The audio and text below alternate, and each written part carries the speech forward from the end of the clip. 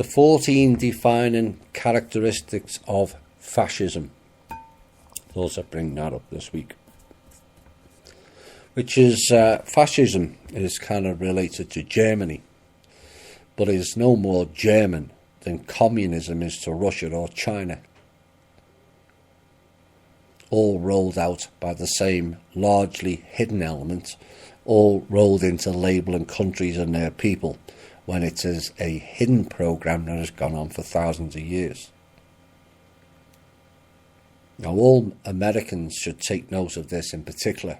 They have ran a program here for a long time on the people about how America is the greatest, the bestest, the fastest, and the leader of everything from sport to military.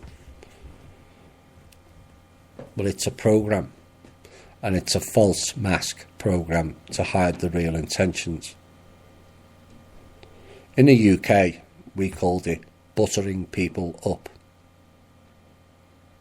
And once it sticks in the psyche, it's a bit like being called the chosen ones. The ruling element play havoc with those people, as they are too preoccupied with we are the greatest, and they stick with that because it feels nice and it feels comfortable. But reality tells you different. And whilst they're sticking with that we are the greatest, everything gets stripped away behind them before you even notice. It's a psychological game that has been played on the peoples and countries, and is just as devastating as the divide and conquer program. I remember first time I went on a forum, I got banned for exposing the Mossad people on the forums dictating certain opinions.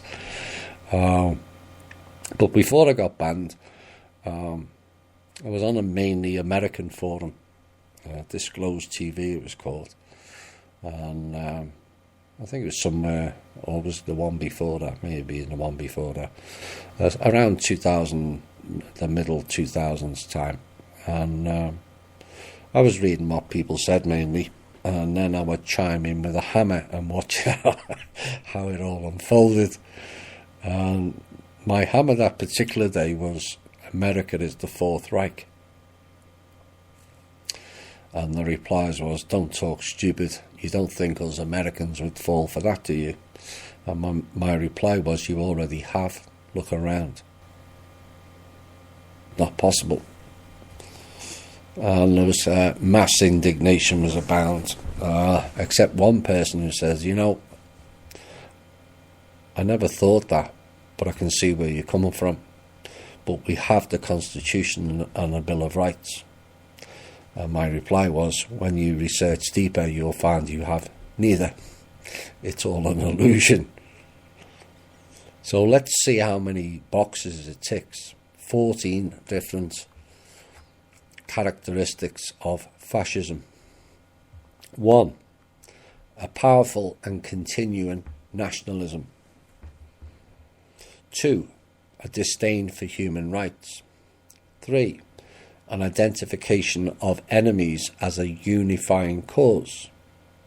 4. Supremacy of the military. 5. Rampant sexism. 6. Controlled mass media. 7. Obsession with national security. 8. Religion and government intertwined. 9. Corporate power protected. 10. Labour power suppressed. 11. Disdain for intellectuals and the arts. And 12. Obsession with crime and punishment. 13. Rampant cronyism and corruption. And the final one, fraudulent elections. The definition of fascism. Bit uncomfortable, isn't it? Now, fascism is not just another label. It's a program. And fascism and how it is ran is no different from the modern day communism is ran. And neither is democracy. That is the biggest oxymoron ever, that. Socialism, again, it's no different. Republic is a reference to Rome and the houses rule. And then we have the terms left, right, and centre, conservative and liberals. They're the cabal's joke on the people to distract them even further. It just boggles my mind when I hear those terms.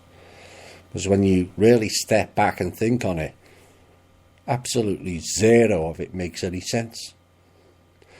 I'm a left-leaning conservative, they say. I mean, what in the source does that mean? I'm a left-leaning conservative. Have you had a stroke and your torso is leaning to the left? And if you are a conservative, do you dress blandly? Oh, I'm on the right. Okay, so you had a stroke down the other side then. Or, I'm a right wing. Are you a bird? I mean, what does it all mean? Do people not stop and think about these terms? But doesn't being right-leaning subsequently equal fascist? No, not me, I'm not a fascist. But you said you were right-wing. Right and left wing are both military terms. That's where it comes from. I'll remind you of number 4 in that list, the supremacy of the military. Why are we using military terms in government? Because it's fascist and fascism, that's why. So now you can see why a state we have to think, really think, then think and act different. You know, it's just beyond the joke. But I hope that makes people really think. We are in the Fourth Reich, not heading that way, we are. Another massive coincidence popped up again this week. Democrats in both houses for legislation, and I wanted to highlight one particular person, two actually, a guy by the name of Benjamin Cardin, or Cardin, Democratic Maryland, and co-sponsored by Senate Democratic leader Chuck Schumer. That would make it a felony for Americans to support the international boycott against Israel, commonly known as BDS. And according to this new bill, anyone found guilty of violating the prohibitions will face a minimum civil penalty of $250,000 and a maximum criminal penalty of $1 million and also 20 years in prison. And according to the ACLU, the Cardin legislation would bar American persons from supporting boycotts against Israel, including its settlements in the Palestinian-occupied territories, conducted by international governmental organisations such as the UN and the European Union, and it would also include penalties for simply requesting information about such boycotts. Violation would be subject to a minimum civil penalty of $250,000. So this bill essentially would impose civil and criminal punishment on individuals solely because of their political beliefs about Israel and its policies. Fascism, anyone? Let's look into Benjamin Cardin, shall we? You'd be surprised to know, a bit like Bill de Blasio, Benjamin Cardin is not his original name. Oops. It's Kardonsky. Born of Jewish parents in Russia. He's a member of the Pi Lambda Phi, which incorporates Phi Beta Delta and Beta Sigma Tau and Beta Sigma Rho, which is predominantly Jewish, but the Pi Lambda Phi has a distinct Egyptian flavour on its crest. Oh my. Now, Mr. Cardin, or Mr. Cardonsky, has been re-elected 9 times and hardly ever faced serious opposition, and he even ran unopposed in 1992. Back in the fake election, which is the 14th